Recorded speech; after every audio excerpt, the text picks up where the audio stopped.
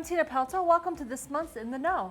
Today we're here in the welding lab with senior student Daniel Richardson from Brookside High School. Hi, Daniel. Hi.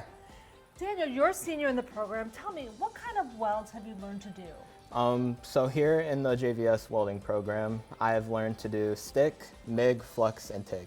Great. And we are standing here in front of this weld bot.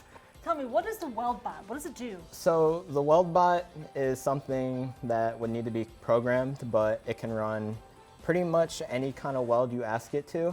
It's faster, it's more consistent, and it's able to produce welds faster than any human. Wow, great. And you learned how to run this? Yes. Amazing.